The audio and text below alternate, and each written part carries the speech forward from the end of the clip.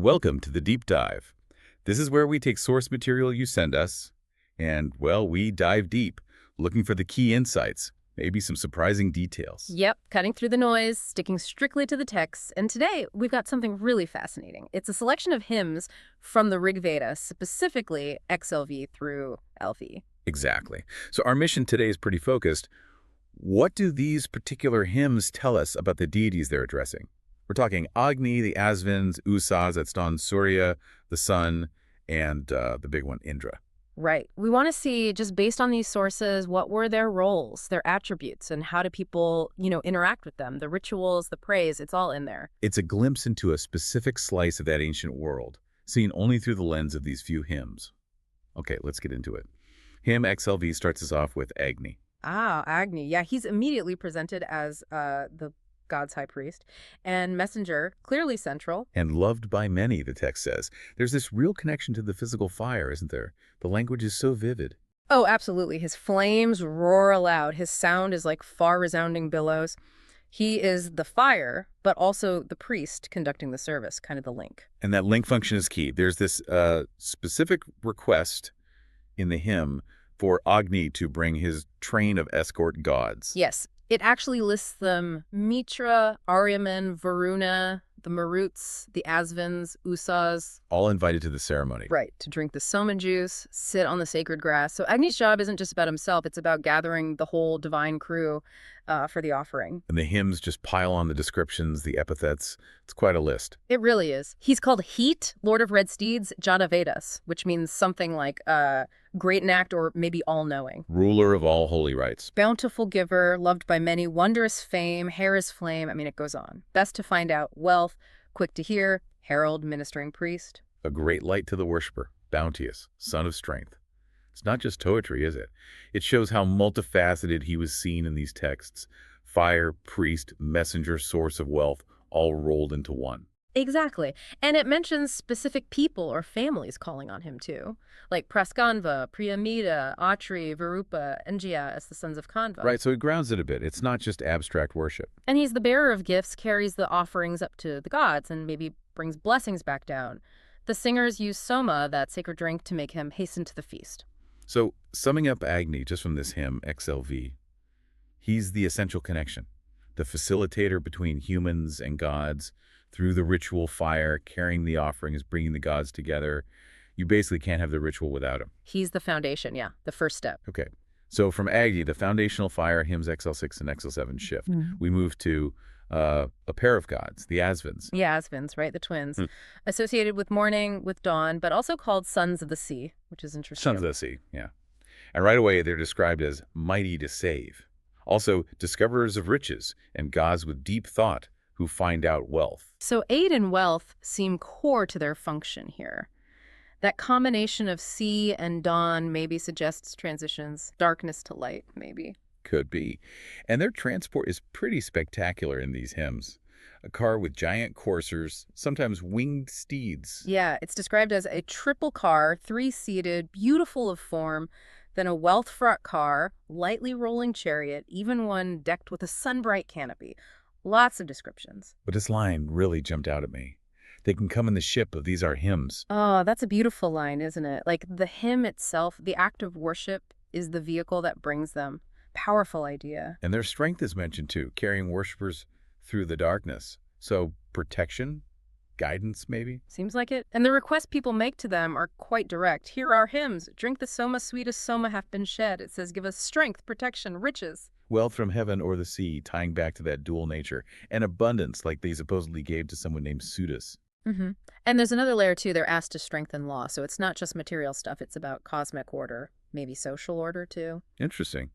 And the canvas, that family mentioned with Agni, they call the Asvins here, too, preparing the soma drops, waiting for their grace. And the source gives examples of their help. They apparently guarded Kanva, gave that Sudas figure abundant food.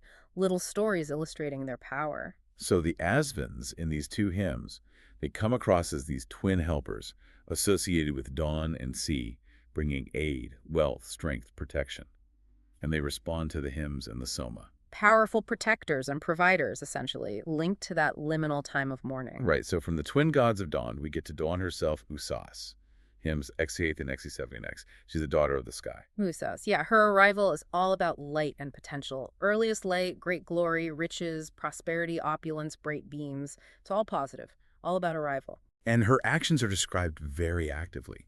She shines forth, drives forth cars, lightens things, wakes up sounds of joy, sends riches, makes light, shines away foes and entities, opens the twin doors of heaven. She literally gets the world moving, rousing life, stirring creatures, making birds fly, sending people out to work. She knows no delay. There's that lovely line connecting her dawning to the breath and life of living creatures. She's like the spark. The vital force kicking off the day, yeah. And she also has impressive transport, 100 chariots, a lofty car drawn by red steeds. And her titles reinforce that sense of bounty and light. Goddess, Lady of the Light, Bounteous One, Excellent One, Opulent, Mighty One. The requests made to her are, well, extensive. It really shows what people hoped for with a new day. Dawn with prosperity, glory, riches. Waken joy, send wealth, shine brightly, bring felicity, bring the gods for Soma. And very specific things. Kind, steeds, strength, hero might, great riches, wealth, good things, a safe dwelling, food. It's a whole wish list tied to the dawn. It really is. And again, the Kamba family is mentioned singing her glories. Princes think of giving gifts when she appears. And rishis of old invoked her. So Usas is this incredibly positive force. Bringer of light, yes, but also life, wealth, opportunity. She signals the time for ritual, for work, dispels darkness and enemies, and it's just loaded with bounty. The potential of the morning personified. Okay, so dawn has arrived. Now, him El, we get the full daylight, Surya the sun. Surya, the god who knoweth all that lives, the all-beholding sun, the maker of the light. His primary role seems to be seeing everything and being the source. Visually, the source describes his bright rays bear him up aloft, radiant hair, the radiant realm. He is the light. And he moves constantly, right? Traversing the sky, midair, measuring days, going between gods and humans, always watching. His power over darkness is total. Constellations just vanish before him like thieves, it says. Yep. His herald rays are unstoppable. He sees all things that have birth, watches Varuna, watches the busy race of men. Nothing escapes his sight. And he has his own ride, too. 7 bay steeds harnessed to thy car. They're called the Pure Bright 7, the daughters of the car. Right, his own dear team. But what's really interesting in this hymn are some of the specific requests. Beyond just light, they ask him to remove heart's disease. And take away yellow hue, which sounds like maybe jaundice. Could be. And the hymn mentions this ritual detail, transferring the yellowness to parrots, starlings, or heritolatries. That's fascinatingly specific. It suggests a real practice, linking the sun's power directly to healing, maybe purification. Definitely. And he's also invoked for his conquering vigor. They asked him to put the worshipper's enemy in their hands, so strength and victory, too. So Surya, in this hymn at least, is the all-seeing eye, the source of light and life, but also potentially a healer, dispelling illness, and a source of power against foes, pervasive, watchful power. Absolutely. Okay, and that brings us to the final deity featured heavily in this selection, hymns Li through Eliaven. And this is Indra. Indra. Yes. He definitely dominates these later hymns. The epithets alone tell you he's a major player, a ram who many men invoke, the sea of wealth, the sage, most liberal, strong to save. Lord of red steeds, hero-souled, king of a mighty folk, warrior, bull. It's all about power, leadership, strength. Yeah, the hymns really emphasize his scale. All power and might is closely gathered up in thee. His amplitude, the heaven and earth have not attained. He's presented as just, immense. And he has his weapon, the thunderbolt, called the bolt, dart of death, spiky weapon. Right. And these hymns, Li to Helvi 7, spend a lot of time detailing his achievements, his victories. That seems central to who he is in these texts.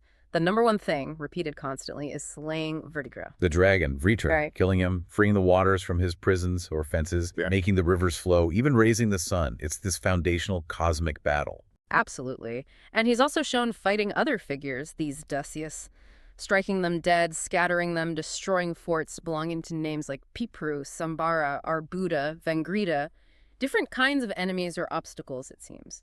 And it's not just cosmic battles. He gets involved directly with human heroes and kings, according to these hymns. Saving Kutsa twice, apparently helping Etithigva and Rujisvan, giving food and wealth to Vimata, protecting Susravas and Turviana. And there's that really dramatic bit about him overthrowing the twice 10 kings of men with 60,090 followers who attacked Susrabas. Wow. So he's like a divine ally in warfare, too. Definitely. And other actions are mentioned too.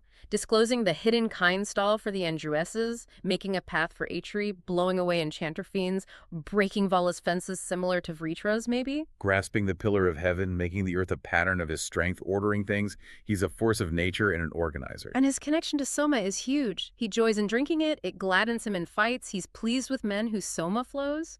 Soma seems to fuel his power. Like the others, he's also a source of wealth. Giver of horses, kine, barley, lord and guard of wealth, bounteous. And he doesn't fight alone. The Arbhus, divine craftsmen, help him. Other helpers are mentioned. The Marids, the storm gods, assist him, described as faithful to mankind. Other gods delight in him. Tavastar made his thunderbolt. He's also seen as a refuge, man's helper from of old, friend of our friends, the good man's refuge. And importantly, he judges. Discern thou well Arius and Dacius, punishing the lawless. So he upholds some kind of order by distinguishing and acting against wrongdoers. His power just seems to fill everything. He makes the heavens shake. He's master of heaven and earth, fills the whole region with his greatness. Yeah, these hymns, LIL77, really present Indra as the ultimate warrior king.